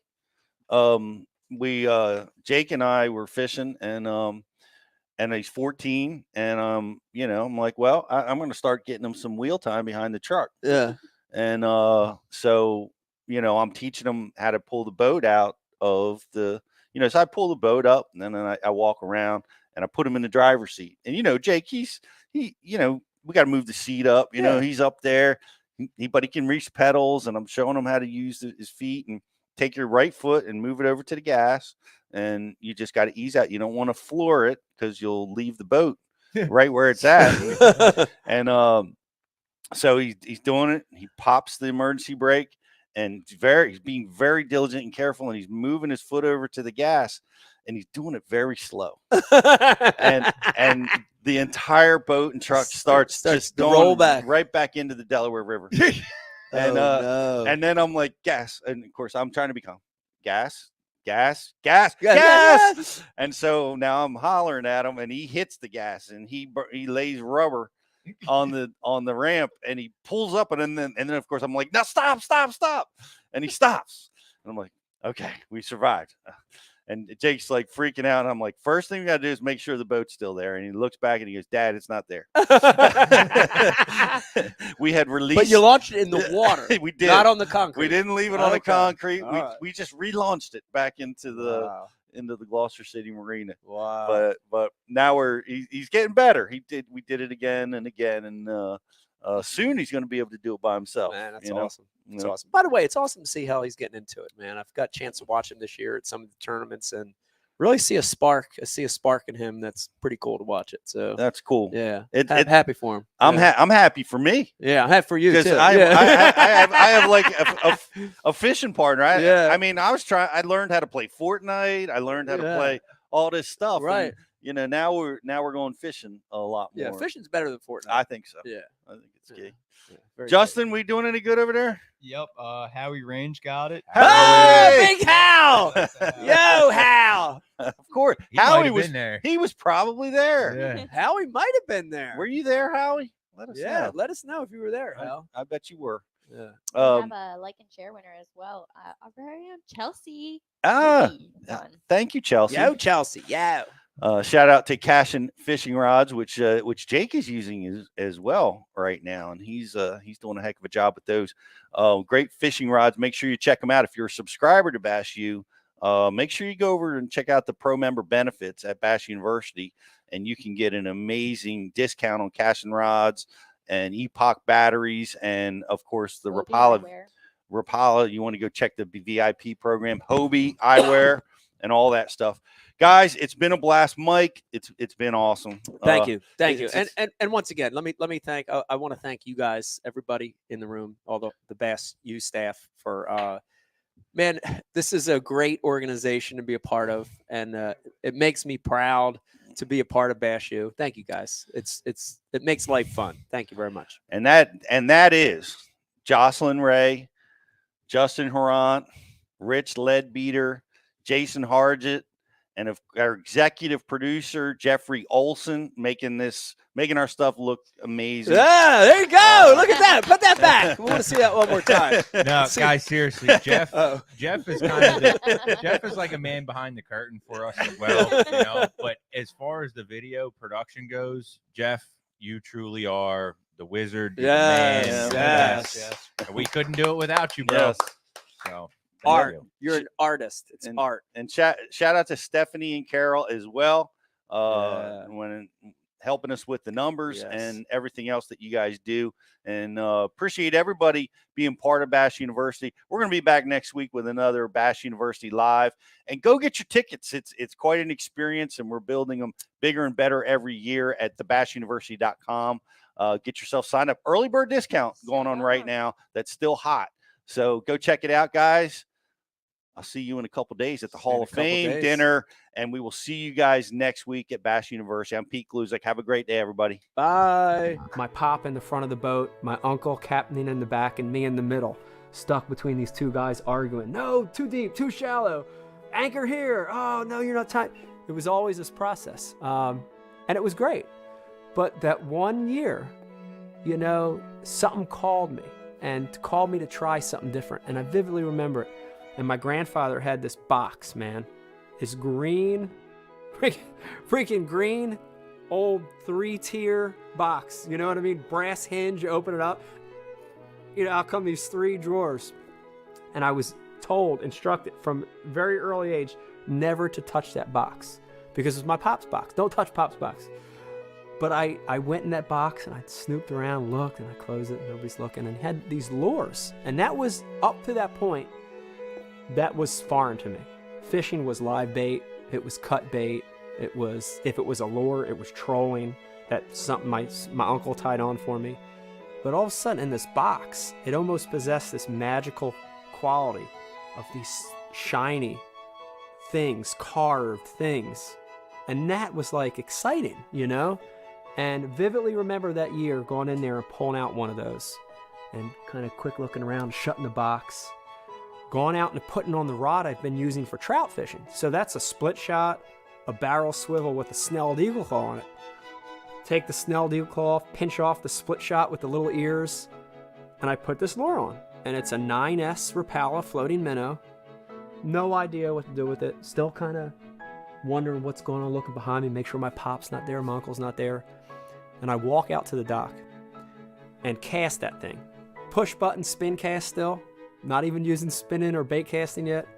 Push that spin cast, chuck it out there, and just watch this thing hit the water. Boom. Ripples go out from it. Just kind of like, wow, that was cool. In itself, that was cool. And then I just start reeling this thing. And this amazing action. Something I've never seen. Up to this point, it's been bobbers, and it's been split shots and bait. And now all of a sudden, here's this thing that was so cool. And I stopped, and that thing popped back up, boom, and created more ripples. And I'm like, man, that's so cool. And just as I was ready to crank it again, kapow! Dude, that is the moment that hooked me. I can see it. I can still freaking see it all these years later. And reeling that fish in, and the jump, and the fight, and finally swinging on the dock. It's only a 2.5 pounder. Swinging it on the dock. Out of my mind crazy, because it's the biggest craziest fight I've ever had in my life up to that point. And that's the moment that hooked me. I think a lot of people have that same story. But when I look back on it, that's what really hooked me in the sport. I'm younger. All this happened probably 10, 11 years old, that first strike. But that then morphed into something much bigger. But you know, now it's this thing where we really realize, I think at that age, there's this core group of guys that have this same passion. And it freaked me out because when it happened, I thought I was the only one in the world. But then I realized my buddy Tom loves fishing, and my buddy Brian, and my friend Dave. And all of a sudden, we kind of get this band of friends together to scheme on which mom could take us to the lake. You know, it's always these rides, a ride to Woodbury Lake, a ride to Almanesson Lake, and drop us off, you know? And that really, I think, over the next couple of years was the process. The same bait, you know, maybe starting to learn a few more, fishing around the house, but it always being front and center. But now all the while, fishing's still there. And fishing's getting more technical now. You know, it went from when I'm 10, 11, 12, there's only one bait and one line, and you put it on a brass swivel and you fish it on a spin cast, to now all of a sudden my buddy Dave is fishing a bait caster. What the heck's that? And now I'm subscribing to Bassmasters and I'm reading about plastic worms and spinner baits. These lures that a couple years earlier I would have laughed at, you know? That thing can't catch a fish. What is that? You kidding me? Fish is not going to hit that. But now it became, wait a minute. They're catching fish on that bait? You can actually pattern fish? There's a way to actually put a mental thought process into this and not make it luck? Then it really started to keep advancing for me. And to have that group of friends there, we all kind of pushed each other. And we didn't know at the time. We were just hanging out, you know? But they were peers pushing each other into new directions in the sport. And that was the